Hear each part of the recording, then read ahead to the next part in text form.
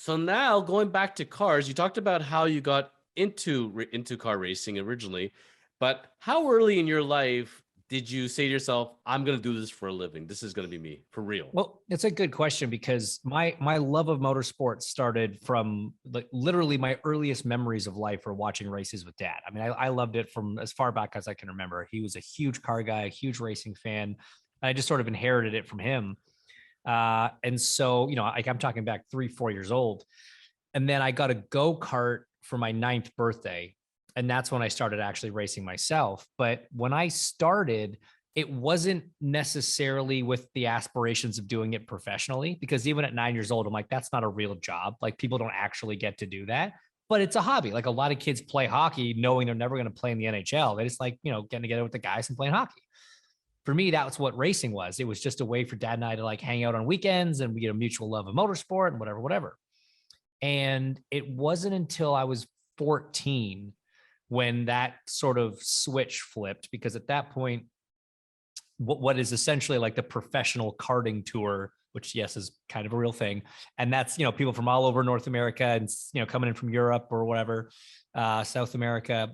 That's where all these young drivers are coming to try and make it as racing drivers. Like that's the league you've got to be in if you want to move into cars and kind of go from there. And at 14, a guy that owned a team at that level had been watching me locally. We were from roughly the same area. And he was like, "Hey man, like, I think you got what it takes if you want to take a crack at this." And so my dad and I had a conversation about it, and we thought, all right, well, why not? Let's give it a try, and we'll just have fun with it. If it stops being fun, we'll stop and we'll just see how far we can take it. And so at that point, at 14, is when I sort of adjusted my mindset, and it was no longer, hey, this is a hobby that dad and I do on weekends. It's now like, okay, now I've got to work hard at being better at this because it's now a goal of mine. Now, if I walked into your garage back then, was dad the type that had motorcycles, ATVs? Was he a gearhead? Did he have was he working on a project car? What was his car motorcycle life like? Classic British cars. So he was an old Brit. He was a classic Brit. And so he had classic British cars. Over the years, he had, the first one I remember was an MGB. We then had a Morgan 2+2. We had a Triumph TR4. He got something called a Marcos, which is a car almost no one's ever heard of, but one of the coolest. If you look it up from like for its time, it looked like the Batmobile. Like it was the coolest car. This is not a Fisker you're talking about. No. Austin Healey Bug-Eye Sprite, like an Austin Healey Sprite. So anyway, so there was always an old British car in the garage that was inevitably leaking oil and needed, the brakes fixed and the indicator wouldn't work and whatever. But that was just it. He just loved those cars. And like, that's what I learned to drive manual when I was 10 on the Austin Healey, on the Bug-Eye Sprite. So I just had this love of machines and cars, especially old cars. And yeah, that was dad's car passion for sure. So I'm afraid to ask this because, I hate to dash my dreams and my hopes, but I'm seeing your life one of two ways. Either the 21 Savage life where you got the 12-car garage and you only got 6 cars, and we got the Bugatti and the McLaren, or we got not there's anything wrong with it, but the Acura SUV or the Porsche Cayenne or the Mercedes G-Wagon. And which camp are you in, buddy? B. Oh, why? How? I'll tell you why. No, because there's a logical reason for this, and I will explain. Okay, so please. There's 2 important things to remember. First is that I live and work in the United States as a Canadian on a visa. My status in this country is very temporary and very revocable if I do anything naughty.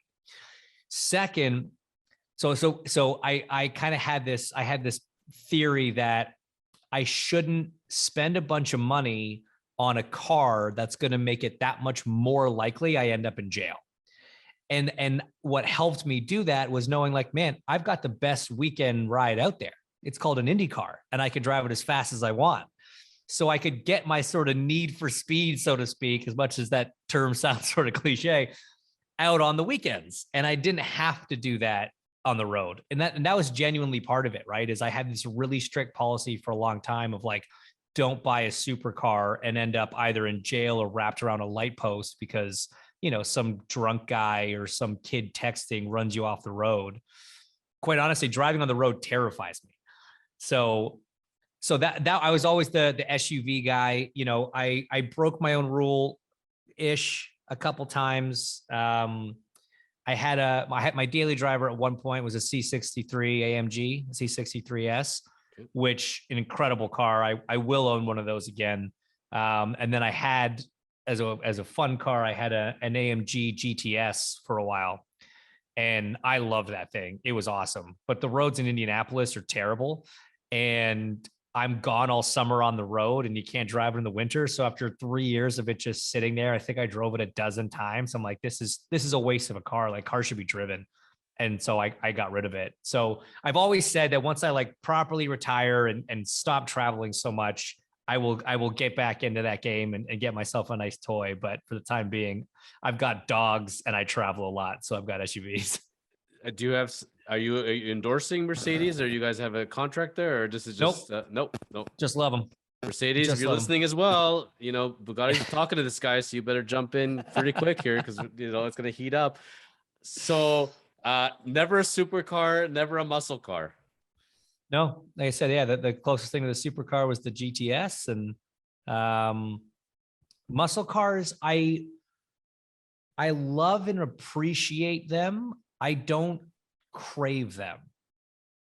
Like I can go to a garage that's got all the cool old stuff from the 60s and 70s, and I love it. I genuinely am fascinated by it. I enjoy it. But it's not something that I need to have. If I was gonna go classic, I would go British, I think, just because of my upbringing. Like I want an E-Type one day. That's what I want. One day I'll have an E-Type in the garage, just because that was like one of the ones on Dad's list that he never got to. And I always thought they were just gorgeous cars. So that'll be on the list one day. Doing what you're doing for a living, it just kind of hit me because some stuff just comes up organically as we're talking. How much do you love or hate the Fast and Furious series? I'm ambivalent to it. I'm not a well, I don't even know if drag racers would be affected by it, because it's not drag racing, it's street racing, right? Yes. Like I really don't endorse street racing. I really don't condone that behavior. Okay. So, but like, if you can take it as it's meant, which is just as a fun movie, it's entertaining, I guess. But I don't really feel one way or the other about it, to be honest. So let's start. Like, 3 cars come to my mind. So 69 GTO drives by you. Do you look, or? Yeah, I'll look once. Yeah. C2 Corvette. No, for me, Corvettes are older or newer. I kind of on either side of that. Yeah. To me, it's funny because either it's much older or much newer. Those middle years, like the late 70s, the 80s, the 90s, it was a little rough stretch there. Yeah, for sure. Lambo or Ferrari guy? Ferrari. It's funny because it's like Beatles versus Stones. You're either one or the other. I'm a Ferrari guy as well. I don't know what it is. It's just you're naturally inclined to one or the other. Maybe Porsche, but generally it's Ferrari or Lambo for sure. Yeah, between those two, Ferrari for sure. I think for me, I got this opportunity when I was really young, when I was, I don't know, I was probably 20 or 21, something like that. I was hired as an instructor for a track day for a Lamborghini club. And I had never driven one before. I was 20, like I'd never driven one. And I did a track day, driving in almost every single one you could think of, from like a Countach up to, I'm trying to think of what the newest one would have been. Like a Murcielago, I think, was kind of where we were at in the timeline. And I was just on track. And this is why, so I was kind of jaded by this experience, but like all we were doing was driving on track. But on track, I found them very underwhelming. And they're just so much more expensive. So I'm like, you're just paying for the badge. Like, why are you paying that much more money for a car that doesn't actually drive as well as a Ferrari does on track? And that was my personal opinion. Some people will disagree with me. Some people buy it for the look, not the driving experience. Most people aren't tracking these things anyway, but I had that experience when I was young. So it's kind of always made me go the Ferrari way if we're going head to head against the Lambo. I remember a guy once saying to me, when you get that supercar, it's like sleeping with a porn star. It's just not what you expect it to be. And I'm Yeah. like, okay, buddy, we won't go there, but sure. But also like I would also look at the cost of those things, right? And I was like, for that same amount of money, again, think about the era we're talking about here. Mhm. Like for that same amount of money, you could have like an R8 and a 911 turbo. I'm like, I would rather have those two cars for the cost of this one, but that's just me. I do. It's so funny you say that because everything that in collection wise is all in the barter system. So Yeah. this one pair of shoes can buy me these two watches, and this Right. car, Yeah. it's That's funny how how you rationalize it. Yeah. yeah. And when you're looking at a watch and you're funny, would you want this watch or would you want to have two sports cars? It's amazing. Yeah. You're putting two sports cars on your wrist. It's mind-boggling the Yeah. currencies we're talking about here. So it's Mhm. another worlds. Now, in segueing as far as where we are in cars, I did not forget about that, and I did want to talk about it. In your clothing line, you have a couple of interesting logos. One says "Fun Employed" in one word, which I don't know grammatically that's correct, but we'll go with it, I'm sure it's not. and "Not Retired" with a period.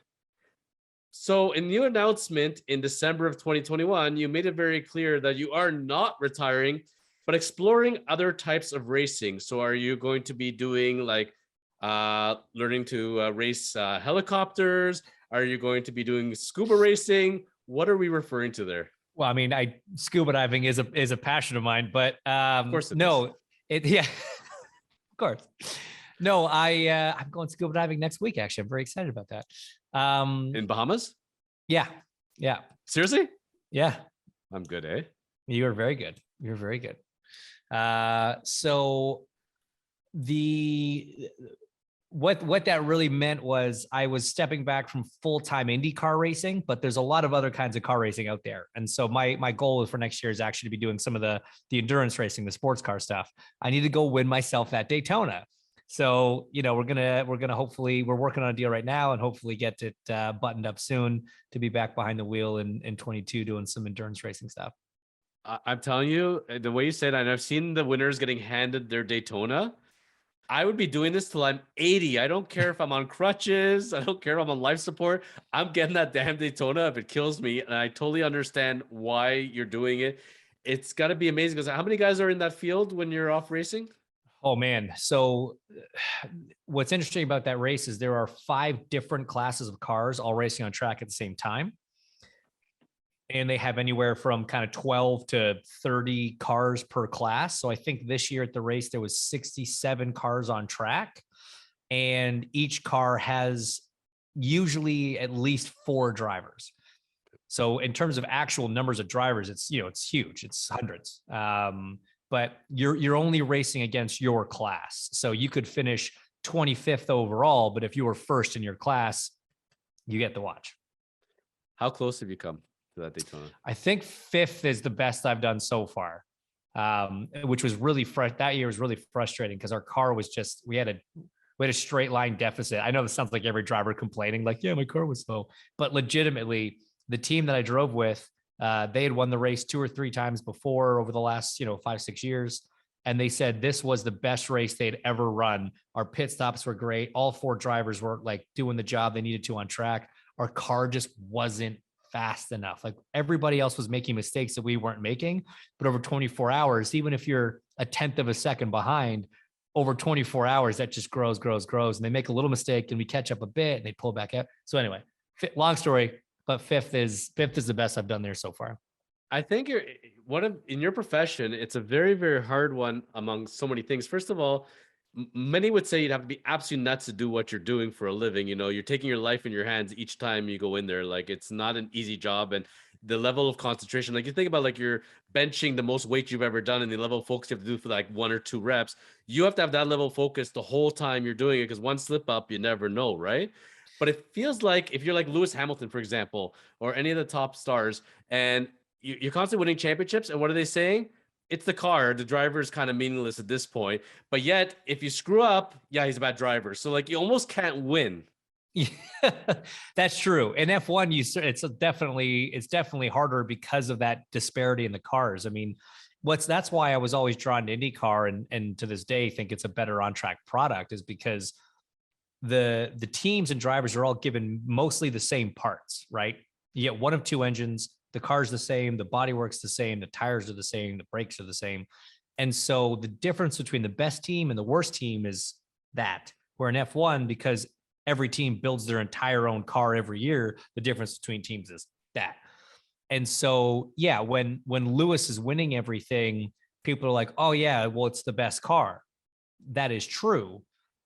And that's been the case in F1 for a long time. You know, sometimes we get lucky and another team is right up there with them. But what's so impressive about Lewis is how consistently he destroyed his teammate, right? So when you're Mercedes and you've got the best car, every driver wants to be in that car. So they had the pick of the litter every single time. And no matter who they put beside him, he buried them. So that's how, when I look at drivers in F1, you have to compare him against their teammate. And he was just so consistently phenomenal. And even a couple times when they didn't have the best car last year, especially the way he pulled it out, it just highlighted how insanely talented he is. But yes, it is a double-edged sword. And also, like, if there's a mechanical failure on the car, it's got nothing to do with you. Well, the results sheet just says 18th, 19th, 20th. If you don't watch the race and don't know what happened, that just looks bad on you. But it's a team sport. It really is. The entire team deserves credit when something goes right, and the entire team has to, it's win together, lose together. It's that sort of philosophy. Thank you for enjoying today's episode of the Chosen Life podcast. Go ahead and hit the subscription button below and the notification bell to catch all of our great shows. And remember to contact the Chosen Lawyers when you are ready for your next real estate and commercial transaction. Go to kormans.ca.